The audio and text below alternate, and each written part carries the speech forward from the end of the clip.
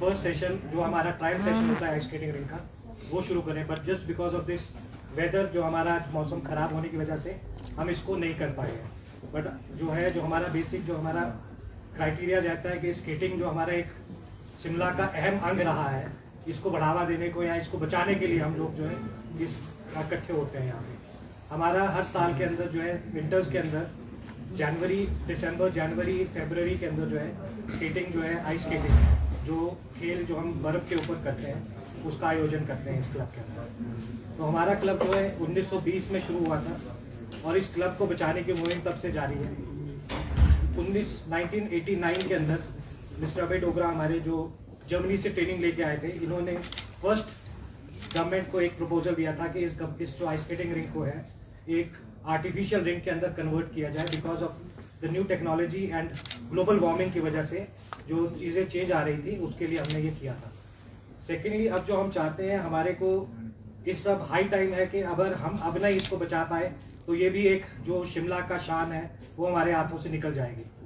तो इस स्केटिंग को बचाने के लिए और इस क्लब को बचाने के लिए हम चाहते हैं कि आप सब लोग सहयोग दें, फिर जनता गवर्नमेंट सबका सहयोग चाहिए इसको बचाने के लिए।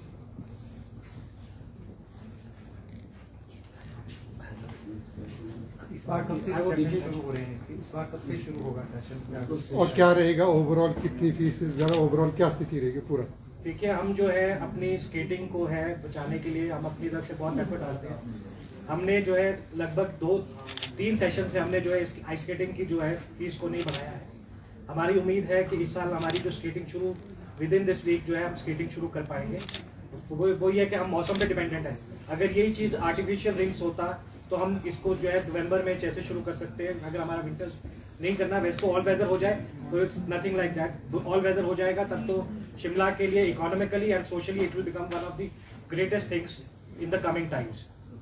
हमारा जो आइस स्केटिंग रिंग है हमारा सिर्फ एक टूरिज्म पॉइंट ऑफ व्यू से देखा जाए तो एक टूरिस्ट अट्रैक्शन, बहुत बड़ी टूरिस्ट अट्रैक्शन बन सकती है। और जो इससे जो है बूस्ट है वो टोटल टूरिज्म के लिए, हमारे होटलियर्स के लिए, हमारे बिजनेस के लिए एक बहुत अहम मतलब एक फैसिलिटी बन सकती है आने वाले टाइम के अंदर। तो हम सरकार से हमने निवेदन हमारा जो है अभी भी हमारा जो है सरकार के साथ चल रही है बातचीत और लगभग हमारा जो प्रोजेक्ट है जो आर्टिफिशियल रिंग बनाने का है वो तकरीबन मतलब हम कह सकते हैं कि शुरू होने की कगार पर है। जैसे अगर हम इसको इकोनॉमिकली देखा जाए तो शिमला के अंदर on a very lean period भी 20 लाख टूरिस्ट आता ही आता है। अगर हम उसमें से 50% सोचें Shimla ice skating ring visit करेगा तो सोशल और 100-200 रुपये टिकट भी अगर हम रखते हैं तो इस प्रोजेक्ट का इकोनॉमिकली इतना बेनिफिट होगा इस शहर को, क्योंकि अगर एक दिन टूरिस्ट एक्स्ट्रा रुक जाता है शिमला में just because of ice skating ring और just because of ice skating, तो इकोनॉमिकली इस शहर के लिए this will be the biggest boost. क्योंकि जो टूरिस्ट यहाँ पे आता है आपको सबको पता है क्या देखता है, यहाँ पे क्या करता है। अगर एक एडिशनल चीज मिल जाएगी और उससे एक दिन और बढ़ जाएगा टूरिस्ट को यहाँ पे रहने के लिए, दैट इज वन एस्पेक्ट। दूसरा एस्पेक्ट जो मुझे नजर आता है, अब क्योंकि आप most of you are from Shimla, सर्दियों में बच्चों को यहाँ पे करने के लिए कुछ नहीं है। अगर एक एक्टिविटी बढ़ जाती है तो मैं समझता हूँ कि जो बच्चे आजकल ड्रिफ्ट कर रहे हैं गलत चीजों में टुवर्ड्स ड्रग्स एंड ऑल, हो सकता है हम उनमें से कुछ परसेंटेज को एक नई स्ट्रीम में ला सके, उनकी एनर्जीज डाइवर्ट कर सके एक ऐसी फैसिलिटी में जो पूरी देश में नहीं अवेलेबल। और जिस कॉस्ट में हम ये देते हैं वो कॉस्ट में आपको पूरी दुनिया में ये फैसिलिटी नहीं मिल सकती जी। एंड आई थिंक अगर हम 5% 10% बच्चों को भी एक नई दिशा दिखा सकें, क्योंकि भरपूर टैलेंट है हमारे पास। मैं स्केटिंग कर रहा हूँ पिछले 50-55 साल से, और 89 में जब मैं फर्स्ट टाइम गया था इंटरनेशनल कोचिंग कैंप के लिए, आई वॉज अमेज्ड। हालांकि हमारे पास इतनी फैसिलिटीज नहीं थी और फिर भी हम compete कर पा रहे थे इंटरनेशनल प्लेयर्स के साथ। आज भी हम compete कर पा रहे हैं, पर हमें बस सिर्फ एक उम्मीद है कि सरकार हमें एक अच्छा रिंक दे दे, अच्छी फैसिलिटीज दे दे। और जहाँ तक टैलेंट की बात है, हमारे पास इस शहर में इतना टैलेंट है कि आप उसका सोच भी नहीं सकते। We can give you at least Asian champions from this particular club. आपने जिस तरह से इस ग्राउंड के अस्तित्व पर सवाल उठाया, तो क्या सरकार इसकी ओर गौर नहीं कर रही है? और वहीं पर जिस तरह से स्मार्ट सिटी का कार्य भी चला हुआ है, वहीं पे ग्राउंड भी छोटा हो गया, कहीं ना कहीं ग्राउंड का आकार भी छोटा हो गया। और आप अगर पहले की तुलना की बात की जाए और अब की तुलना की, तो बर्फ जमने में भी कहीं ना कहीं देरी हुई है। तो क्या आप ये सवालिया निशान उठा रहे हैं कि सरकार इस पर गौर नहीं कर रही है? तो ग्राउंड भी जिस तरह से कंडीशन अब देखने को मिल रही है। नहीं, सवालिया निशान तो नहीं है, बट द थिंग इज कि आपकी बात बिल्कुल सही है। विद डेवलपमेंट जो स्मार्ट सिटी के प्रोजेक्ट शुरू हुए हैं, उससे थोड़ा सा रिंग जो है हमारा जरूर कम हुआ है, जस्ट बिकॉज वो फैसिलिटेट किया गया है ताकि वो जो प्रोजेक्ट्स हैं उनको जल्दी से काम करे। सरकार जो है, दिस इज सरकार का ही क्लब है, ये क्लब हमारा नहीं है। सरकार is the owner of this property, तो हम उनके साथ जो हमेशा तालमेल के साथ चलते हैं। और जहाँ तक जो आइस जमने का कारण है, global warming is one of the temporary structures बने हैं थोड़े से इसके अंदर, उसकी वजह से विंड फ्लो जो है वो भी कम हुआ है, तो वो कारण रहे हैं। हम ये नहीं कहते कि सरकार इज नॉट मेकिंग, सरकार हर चीज पे कदम पे they have been helpful to us. हमारे को जितनी सरकारें हैं सबका पैटर्नेज मिला है, सबसे हम जो इसी वजह से ये क्लब अभी तक रन कर रहा है। हालांकि जो है क्लब देखिए आप 1920 से शुरू हुआ था, अभी भी हम जो है क्लब जो है सरकार से कुछ नहीं एज सच मॉनेटरी लाभ नहीं लेते, this is self dependent club, but still जो है गवर्नमेंट की सपोर्ट बहुत रही है इस क्लब को चलाने में। नहीं तो कहाँ पर देरी हो रही है कि ये जो आपका आर्टिफिशियल रिंग बनना था, बड़े टाइम से लगा है, स्मार्ट सिटी पे हजारों करोड़ रुपया शहर में खर्च कर दिया गया, लेकिन एक स्किंट खड़ा है, अब बना नहीं पा रहे हैं, तो बाकी काम तो सारे हो रहे हैं। कहीं ना कहीं सवालिया निशान तो उठ ही रहे नहीं, हैं। सरकार ने देखिए जो प्रोजेक्ट हमारा तकरीबन जो है अब ये जो डीपीआर इसका बन चुका है, सारा कुछ हो चुका है। अब जो है हमारा जो है टेंडरिंग के ऊपर अब ग्लोबल टेंडरिंग होनी है, इसके लिए जो है टेंडर तो मेरे ख्याल से 2 साल से लटके हुए हैं।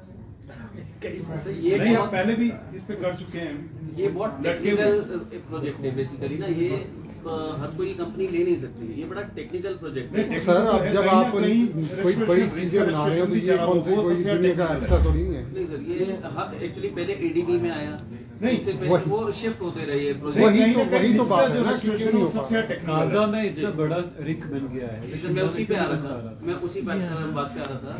काजा एक ऐसी हाई ऑल्टीट्यूड जगह है जहाँ पे मौसम बहुत फिजिबल है आइस स्केटिंग के लिए, उनको आर्टिफिशियल रिंग की कोई जरूरत नहीं। वहाँ पे एक नेचुरल आइस स्केटिंग रिंग बनाया गया है, और ये 3 साल में उनको बहुत अच्छी फंडिंग भी हुई है, सरकार ने उनका साथ भी दिया है। और वहाँ पे भी यही इशू है कि सर्दियों में बच्चों के पास करने को कुछ नहीं है, तो सब बच्चे वहाँ पे, हमारे पास बहुत अच्छी स्ट्रेंथ है आइस हॉकी प्लेयर्स की। वहाँ पे कोई 300-350 बच्चा वहाँ पे हमारे पास आइस हॉकी सीखता है। और 3 साल से जो हमारी अंडर 18 की या विमेंस की टीम जा रही है, 100% पार्टिसिपेशन काजा के बच्चों की है। यहाँ से हमारे 2-4 बच्चे हैं जो जाते हैं वहाँ पे मेंस टीम के लिए प्रैक्टिस करते हैं, लेकिन अब एक शिमला में रहने वाले बच्चे को काजा में जाके एक्लाइमेटाइज होने में ही 2 दिन लग जाते हैं। और शिमला जो है एक बहुत ही प्रॉपर डेस्टिनेशन है, अगर यहाँ पे ऑल वेदर रिंग बनाया जाए तो this is the best destination. Connectivity बहुत अच्छी है, मौसम बहुत अच्छा है, रहने के लिए आपको होटल्स, इकोनॉमी होटल्स भी मिलते हैं और लग्जरी होटल्स भी मिलते हैं, कोई दिक्कत नहीं है।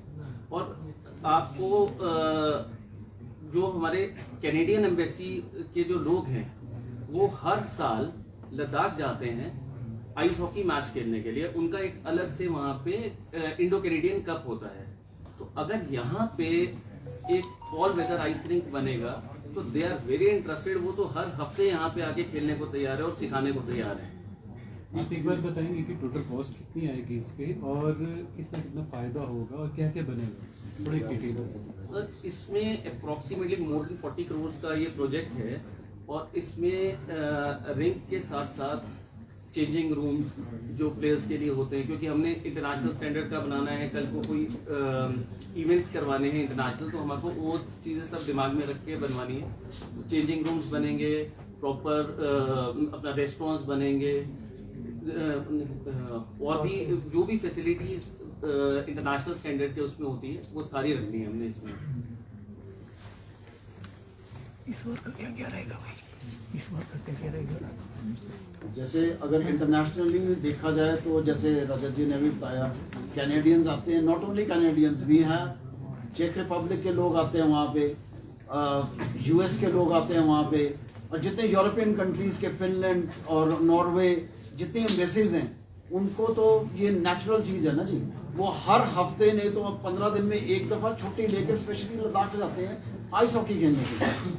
अगर उनसे उनकी अगर जुबान में मैं कहूँ कि Shimla is the most befitting place for us to visit and play ice hockey if it is there, पर अनफॉर्चुनेटली आज नहीं है। नहीं, हमारे पास देखिए हमने पीछे भी 2-3 बार हमारे ऐसे इवेंट्स कैंसिल हुए just because of this weather. मौसम, हालांकि इवेंट हमें मिलता है बट ये हम नया देने, क्योंकि हमारे पास जो है प्रॉपर वो नहीं है, फैसिलिटीज नहीं है, हम ऑल वेदर रिंक नहीं है, तो हमारे जितने भी हैं 2-3 बार हमारे नेशनल यहाँ से कैंसिल होके they had to be done in some other places. जैसे दिल्ली में एम्बियंस मॉल है हमारे, वहाँ पे एक आर्टिफिशियल रिंक है, दैट्स ओनली मतलब 1/3 ऑफ दिस रिंक, बट वो उसमें मजबूरी में वो वहाँ जाके करने पड़ते हैं। अगर वो हमारे पास यहाँ पे रिंक हो, हम नेशनल इंटरनेशनल सारे इवेंट्स यहीं पे करवा पाएंगे, और वो चीजें जो है that will give a boost to the economy of the city itself. आप देखिए कितने प्लेयर्स आएंगे, जितना है सब चीजें जो है इकोनॉमी को बूस्ट मिलेगा हमारे। आज से पहले कभी ऐसा कोई इवेंट्स हुआ यहाँ पे, एक आधा कोई जो नेशनल इंटरनेशनल का, कब किस तरह के नेशनल्स हो गए थे जी यहाँ पे हमारे पास 2 बार नेशनल। तो 2010 से पहले आइस स्केटिंग नेशनल्स यहीं होते थे, स्पीड स्केटिंग और फिगर स्केटिंग नेशनल्स जो हैं वो यहीं करवाए जाते थे, और 90s में तो आइस हॉकी नेशनल्स भी यहाँ पे हुए हैं। और एक अमेरिकन कोच था जी, उसने यहाँ पे कोचिंग कैंप भी लगाया था, 90s में लगाया था। कैंप्स तो काफी, कैंप्स भी लगे हैं, इंटरनेशनल इवेंट्स तो काफी आते हैं। पीपल एक्चुअली रेडी कि आप चीज बनाओ, हम आएंगे। पर सभी जी आपने क्या आपका इतना पुराना क्लब है, आप शिमला सेंट्रिक क्यों है? क्या आप कैपिटल से बाहर, जैसे चांशल पे है, मुरार डंडा एरिया है, क्या आप बाहर नेचुरल इस बार की बात करें, कनेक्टिविटी इस बार क्या आप ये रहेगा? देखिए हाँ, शिमला में ये अभी आने क्या वाले रहेगा? टूरिस्ट और शिमला के इस बार लोकल क्या रहेगा? आज एक एग्जांपल आपको देता हूँ मैं कि इस दो बार की बच्चे प्रोग्राम हमारे क्या जो है हैं यहाँ जो आइस हॉकी खेलते हैं यहाँ से, जो पूछो ना, उसी- हिमाचल की टीम में जाते हैं, ये 2 बच्चे सिर्फ 2 महीने स्केटिंग करते हैं, वो भी काजा में। लद्दाख के बच्चों को 3-3.5 महीने अनइंटरप्टेड स्केटिंग मिलती है, बट ये 2 बच्चे फिर भी इंडियन टीम में सिलेक्ट होने के हो चुके हैं। 2 बार ये इंडियन टीम को रिप्रेजेंट कर चुके हैं, सिर्फ 1-1.5 महीने की स्केटिंग करके, जो वहाँ पे बच्चे 3-3.5 महीने में करके भी नहीं कर पा रहे। काफी टाइम से जिस तरह से आप बोल रहे हैं प्रोजेक्ट लटका हुआ है, और वहीं पर मुख्यमंत्री ने ये भी बोला कि स्टेट को टूरिज्म हब बनाएंगे, जो मेन उनका फोकस पॉइंट है।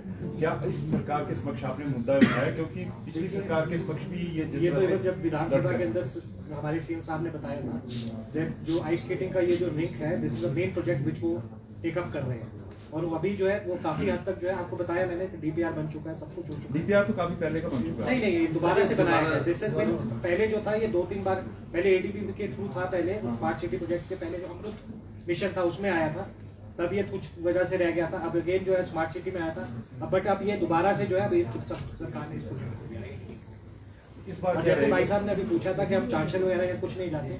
एक देखिए किसी भी गेम को या किसी भी चीज को शुरू करने के लिए एक उसकी फॉलोइंग होनी चाहिए। मैं एक एग्जांपल दूंगा, हमारे मतलब इंडिया के अंदर देहरादून के अंदर आपको पता होगा एक आर्टिफिशियल रिंक बनाया गया था रायपुर के अंदर, विच वॉज मेड एक स्पोर्ट्स फैसिलिटी क्रिएट की थी उत्तरांचल के अंदर, और उस प्रोजेक्ट के लिए 90 करोड़ पे at that time almost 5 to 6 years back ज्यादा ही हो गया।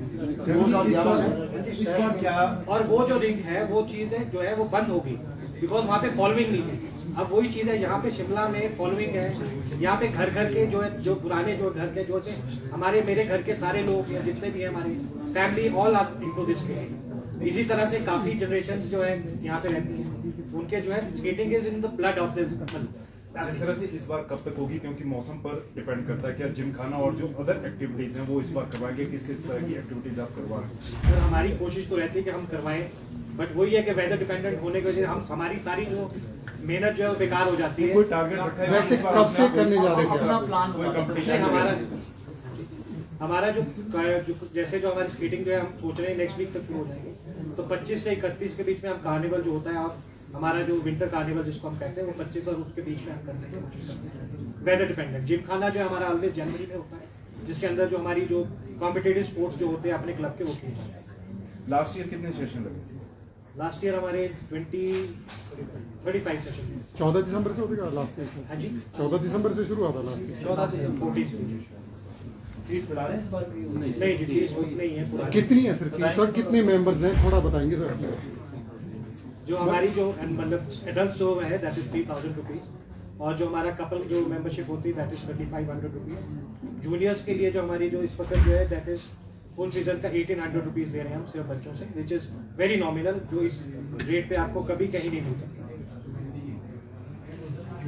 और कोई सवाल?